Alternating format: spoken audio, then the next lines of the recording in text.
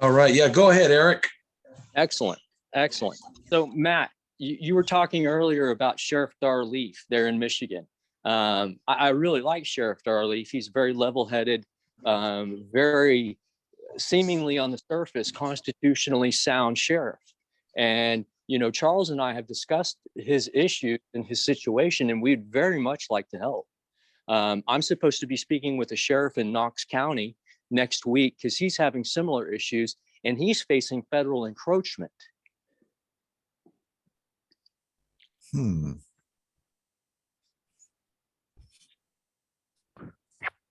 you're on how is he facing federal encroachment? Because they're a corporate franchise and they're still operating their office as a corporate franchise, they have to be subservient to the federal codes. And by federal code, if he doesn't have enough jailers on staff, then the Fed has to send in agents to take over his office. He's in a hiring crisis. He's in a hiring crisis. What state is he in? Tennessee. See, we never had that in Michigan. The state will come in and they can cause trouble. They come in and say, well, you have to have a state certified jail and you have to have this and you have to have that, but they can only go so far with it. And I'm surprised the feds would be getting involved, but that's because, so even in Michigan, you can have the same problem. His particular issue is because he does not have enough deputies on staff and he can't recruit them.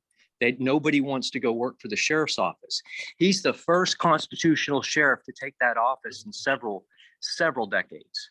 And so most of the people in that county are completely disenfranchised. In fact, they're part of the counties that are standing up in Tennessee that I was referring to earlier. And so because they finally elected a constitutional sheriff, this is the perfect opportunity to go in and help him to pull his corporate charter for his office, unincorporate, and then do the whole county. And that way he doesn't have to worry about federal encroachment or state encroachment ever again. It's a very interesting situation this gentleman faces. That's for sure. And I would very much be willing to help and assist Sheriff Leaf in any way that he's willing to accept. We need to support these constitutional sheriffs. We need to show them that we have their back. Hell, I'll call Richard. I've got Richard on my phone. I'll call Richard up. We'll get Sheriff Mack up there to help us. Well, if I might jump in a little bit, fellas. Sure, Charles. I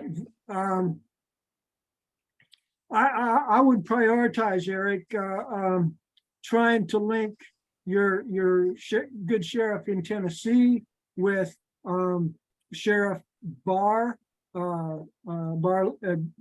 Sheriff Leaf, and explain to them that pretty much not only is the federal government legal fiction, most state governments are legal fiction. The only real common law compliant, halfway common law compliant governments are the counties. That's right. And so if we start building an alliance of legitimate county sheriffs, like Miss Sheriff Leaf and your sheriff in Tennessee, and maybe a few other sheriffs that are having problems, and that recognize the need for solutions at a deeper level, then we can form an alliance of American national common law sheriffs, and we can start building from the ground up, from the counties up. I have to interject on that, Eric, quickly, because but based on conversation we had last night and tonight, this is just for the record, and again, just so it doesn't come up in the future as being a problem. To the extent that you expressed, the lawful understandings you have about everybody being in their prospective place, the home, the precinct, the county, the state, and not jumping out of jurisdictions, and how laws can be used against people. For instance, last night when I was on the phone, when you were with in Tennessee, and Angie heard me, and you expressed that here's a guy, putting himself out as the national militia coordinator, despite my effort to indicate that I'm just a guy that's trying to get all the militias, to know who they are and coordinate with one another. And she was adamantly opposed to that. Like, you don't come in my state. I'm the, again, I thought it came across a little egocentric, but you have nothing to do with my state. And I'm like, that's not the point. I'm just trying to help, call out the people that would be in her state, right? To be able to communicate with her and get it going. But you had expressed some things after that conversation about potential legal ramifications or issues based upon jurisdictions. So since Charles just, asserted the notion of having sheriffs have, organization together, I mean, I would concur as well. They should certainly have the right to have a sheriff's association nationwide, let alone a sheriff's association within a county. They should be able to have one nationwide so they could reach out to one another. But what law-based concerns might you have, if any, on that issue, Eric? Well, I wouldn't because I work on an invitation basis only. I'm not going to just jump into a state or a county and start, usurping any judicial office or any man or woman on the land. They have the authority in their county and their state, and I'm there as a guest. And so, that's how I operate from state to state, county to county as a guest and by invitation.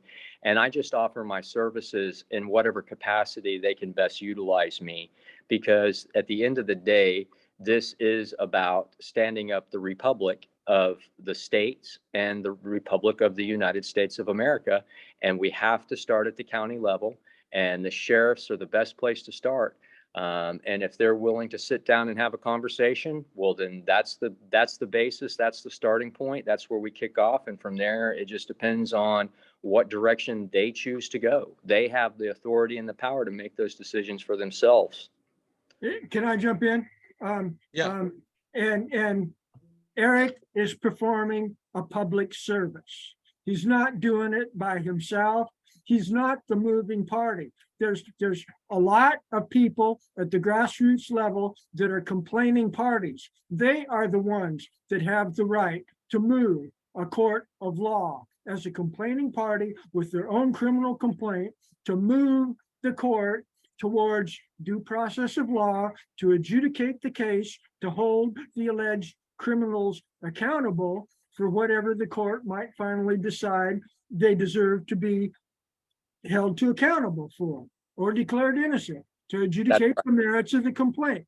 And so it's a public service, and there's multitudes of people that are alleging criminal activity by people who are holding public offices, and that those people are not qualified to continue holding those public offices. When Eric acts as a private attorney general, state ex rel quo warranto, I might add,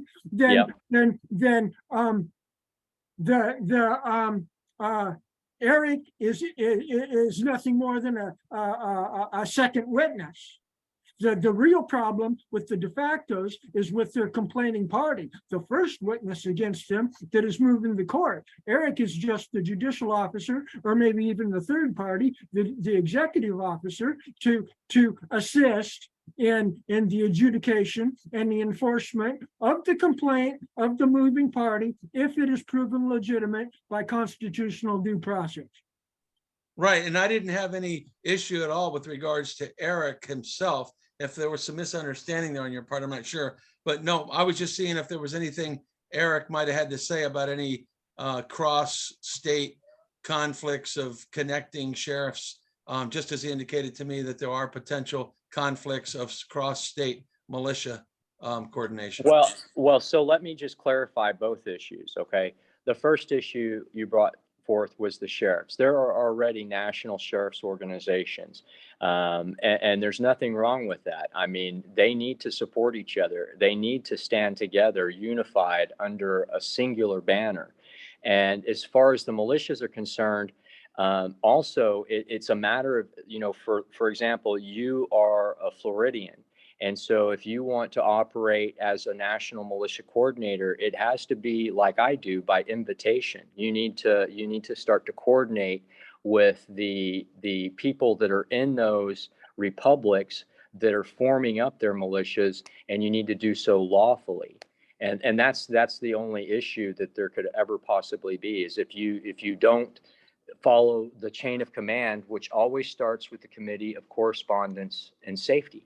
Right. No, Eric, Mhm. I just want you to know, I appreciate that because again, I mean, I've been moving along here and, you know, you've been doing your utmost godly work, you know, on your own, but as well as to have been involved with, you know, seeing what we're going in what direction and how we're going about it and being of assistance. And that point you made right there is a biggie that we've only just gotten to, or at least for me, right? That you've gotten me to that recognition where, yeah, I even realize now, you know, that makes perfect sense that what I should be doing really is reaching out to whoever. But see, that's part of why there was a problem. You know, I was going to say reaching out to whoever the official person is in a state. But even when I do that, there's the two problems. Remember, we've discussed it. Number one, the fact that there's the psyops going on where many of the militias have already been infiltrated and hijacked and are being led by the enemy themselves. And they're doing everything in this, you know, backwoods, you know, secret way whereby they can round people up and put them in prison.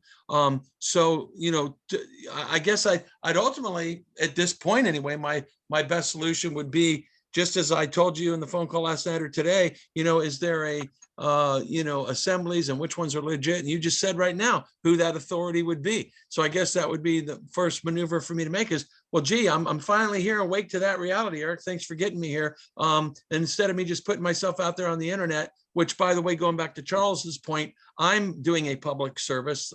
That's all I'm trying to do is just be of public service. You know, to help people wake up and unite in their prospective counties and states. Not a guy that's, you know, arming up or making claims that we're trying to go up against any government. We're just trying to, you know, lawfully move forward to rectify problems that exist in our nation, our republic. So I guess that's it then, right? I need to, better than me just, you know, putting out, hey, I'm the National Militia Coordinator and hey, militia people, please contact me because I'm trying to get us organized. No, I need to be more focused, laser focused and specific on trying to contact whoever the authorities would be in a state and tell them, hey, look, here's what I'm trying to do. I am all over the internet. I'm trying to, you know, rally like-minded people in your state that are trying to look for a safe, lawful, peaceful way to be involved with the militia. And I'm trying to direct them in that path. So are you that person? Because as you know, I've also indicated part of what I like to consider myself as being is that kind of safety mechanism. I like to think that I can be a degree of a safety net. What's the word again I'm looking for? Like, what's that law thing, you know, law something where the guy's like, you know, law, man, what's that guy's name? The law thing, the law center. They're trying to protect people's, I just can't remember the darn word. Somebody brought it up the other night. Southern Poverty Law Center? No, not that one. The other one, you know, in other words, where you're a watchdog, right? Like a watchdog group, right? Like a militia watchdog. In other words, I like to think that I can help, knowing that the FBI is setting up snares and traps. I'd like to think I can, you know, encourage people, hey, don't be violent. Hey, don't get into groups that say they're going to arm up and go against the government. That's not the right approach. That's not the way to go. You know, a watchdog, right? So that if I'm following. Yeah, so that if I'm connecting with these state coordinators, I'm doing two things. I'm letting them know, number one, I'm trying to do a public service here. I'm all over the internet and I'm promoting I'm a national militia coordinator only because I'm trying to, you know, get people that are like-minded on all these issues that we agree upon to lawfully and peacefully organize per their lawful means of organizing with their militia. And by doing that, because I'm involved, I'm like an outside national watchdog group where I can, you know, where I can help to prevent people from getting sucked into, you know, psyops and FBI sting operations by trying to direct them down the right path. So let me speak to that for just a moment. So the way the militia is formed, it starts at the township, then the precinct, and then the county level. And the reason that it starts that way and has to be that way is because each member of the militia needs to be a qualified electorate of the de jure republic. And the way you do that is by qualifying them with having 2 witnesses in the community attest to the fact that they are an honorable member of the community. If the militias are insulated and isolated into their counties appropriately, there can be no foreign usurper because you're going to know your neighbors. And when some strange person shows up that nobody seems to know, well, you tell them to fuck off. It's pretty simple. And that's why it has to start at the county level. So what you could be doing is you could be helping to inform people about the lawful process of establishing a true de jure militia so that those individual counties can see the process so they don't have to be fearful of foreign encroachment by these alphabet soup agencies. Because once they can validify each other, when these foreigners come in, you just tell them to kick rocks. Yeah, thank you, Eric. Thanks for putting a great clarification on all of that. Appreciate that a lot. Right on, Eric. I'm really impressed, Eric. I think you've probably been spending a little bit of time reading some of my material, haven't you? Well, of course, Charles, of course I have. In fact, I've been working very diligently with the Republic of Tennessee. They find your work to be of great value and consequence. In fact, there was a dinner party that I attended here in one county on Friday night, and there was a presentation given by the coordinator of the Republic of Tennessee, and it was all pulled from your work. The PowerPoint presentation was beautiful, and it was all centered around the the Exodus 18 model of governance. And these were all topics that were discussed during that dinner party.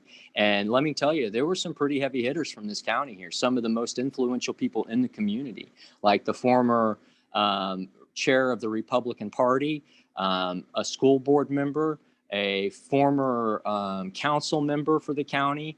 There was a physician, some of the big money, heavy hitter, economic based people here in the county. And then even one of the pastors from one of the largest churches in the county was here. And they fell in love with the idea of what the Republic of Tennessee was doing. In fact, the host of the meeting started getting text messages from we didn't shut down until about 11:30. So from 6 to about 11:30 at night, we were talking and discussing the proper course and the actions that needed to be taken by the county to unincorporate itself. And then from about midnight through about 4 o'clock the next afternoon, he was receiving text messages from all the guests that were expressing how thankful they were that they were invited to such a meeting and that they would be included. And some of the sentiment that was shared was they felt akin to the forefathers that established their state. I mean, it was a beautiful, beautiful thing. So your work is doing its job. Thank you, Eric. Thank you. Thank you. Thank you. My pleasure, Charles. Thank you. Thank you for the work that you've done. It's invaluable. Well, Yeah, thank you both. Thank you guys. Finally getting some recognition, and maybe we can all get some recognition, you know? Throw him another bone, Eric. Throw him another bone. That's good to hear, though. That was good. Thank you, Matt. That's really good to hear because, you know, I read your stuff, Charles, and it's like you spent a lot of time on that. And if somebody can go ahead and study it over and then use it for the public good, so to speak, then then that's really that's beneficial. I've always figured everybody that gets involved in any of these groups, they have their place in it and they need to find their place and do what they do really good. And it's like some people are good moderators, some people are good researchers, some people can sit back and see the forest for the trees. And it's like everybody's got their place in it. And as soon as you have infighting in it, this is any group, there's 2 things you never want in a group. One, you don't want infighting because then you don't accomplish anything. You just you have a circular firing squad. So that can be a problem. The other thing is that I'll give you an example here. I used to be a member of a group of business brokers, and we sold manufacturing companies and party stores and the like. So we were kind of like a specialized niche. If you start letting in the residential people that sell houses, the whole group you can have 1 or 2 of them in the room. Let's say you got 12 guys in the room. 1 or 2 of them is not going to be a problem. You bring in 12 of them, it's going to be yanked down to their level. Whatever people you have in the room, it gets yanked down to a certain, the mob will run the meeting and it'll disintegrate. And a better example of that is the Constitution Party. They had a convention in Texas in 1998, and I went to it.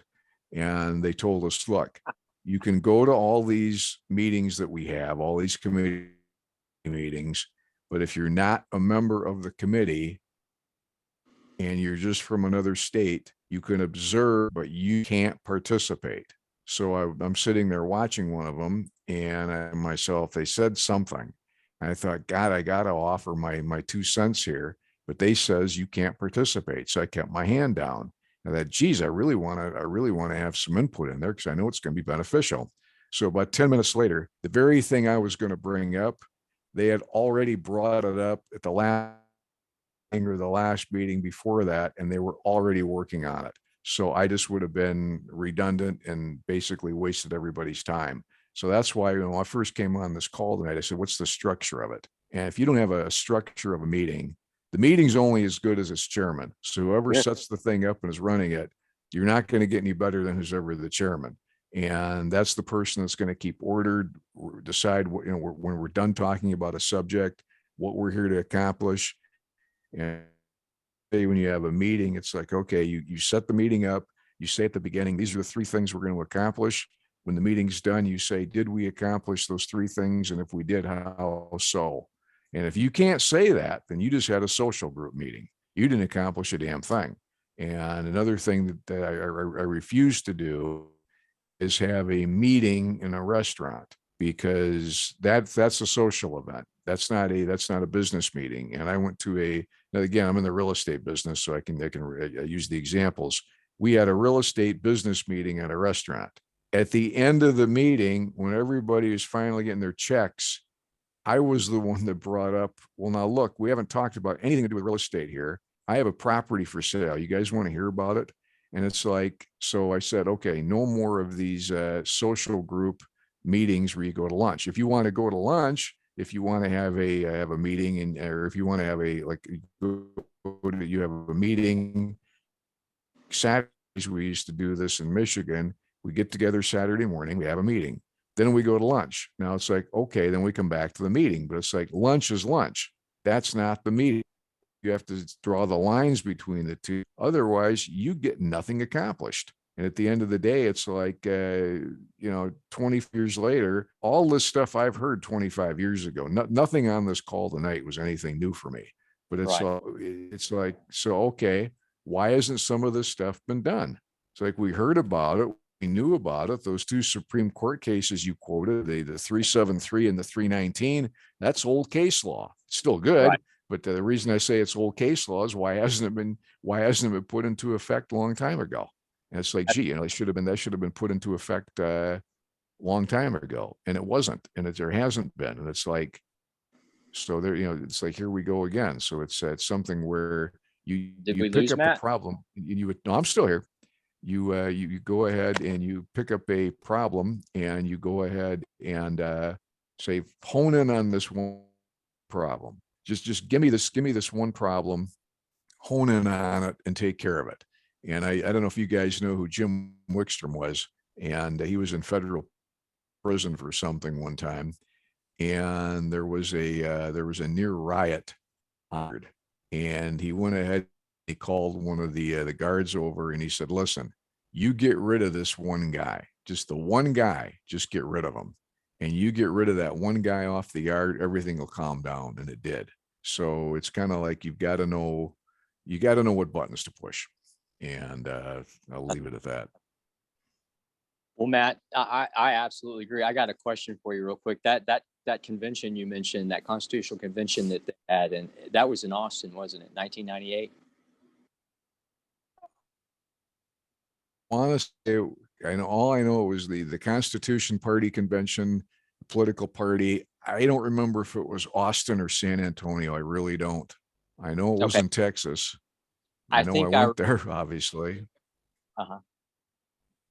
I think I was at that meeting, and I'm pretty sure it took place in Austin. I was actually part of the Austin Constitution Society, and it's very interesting that you would bring that up, because that was about the time that I got involved with the Constitution Society of Austin, and I worked with them for a number of years. In fact, that's how I met Ed Branham. I don't know if you're familiar with him, but his work has been very pointed. In fact, that court case that I mentioned took place in Texas, where the Supreme Court issued a warrant for jurisdiction, was brought forth by Ed and some of his cohorts that were reestablishing the de jure republic. So, and I agree with what you're saying. We really, I mean, things have to be streamlined. They have to be very professional. We need to be able to recognize people's strengths and weaknesses, and we have to come together and work together to push each other forward, to elevate one another so that we can actually start creating successes. That's been the problem since the 70s in this movement, I would argue, because, these things have been going on for a very, very long time, and they begin to gain traction. And then you get some yahoo in there that just railroads the whole thing. And it's really unfortunate. But I think that the way that Charles and I are trying to approach this situation from the county level, considering the current climate that we're in and all the things that have been brought forth because of President Trump, because of the coronavirus, because of the vaccines, I think that this is divine timing, honestly. I really do. I've been invited into some pretty big circles, and I've been able to recognize who the talking heads are and who the men of action are. And there's some real players out there that are really starting to take action now. And that's been not the case for a very long time, I would say. So, I'm glad to hear you on the call, Matt. And I hope that you come back, because I think your input and your presence here adds value. So thank you for joining us tonight. I'm glad you feel that way. Yeah, I would just add to that real quick, just Matt, so you realize I'm kind of the guy walking the tightrope, where on my left are the big fish like Eric and Charles, and even yourself, who may hear a lot of things that you're like, oh, I've been there, done that. I've heard all this stuff before, but I'm taking that bread out of my left hand as I'm walking down the tightrope, and then sprinkling breadcrumbs over to the right. Just by doing these videos, it's helping to bring more people on board, because while we may have people come on from time to time, we don't always have you on. We don't always have Eric on. We don't always have Charles on. But when you guys come on, there's still some issues that I'm trying to unravel, not only for my own self and sanity, but for the benefit of the many, many other people I know that are out there that aren't even where I'm at, let alone where you guys are at, right? I'm trying to make that available to them too, because ultimately, as we do move forward here with all of our efforts, the one thing that I've always agreed with Eric on, and you, Matt, actually, the three of you guys right now are actually you guys are the tripod, man. Because Matt really, his main point of contention, I think, on the meetings tonight, was his position about the constitutional sheriffs and a constitutional prosecutor, and I totally concur with that.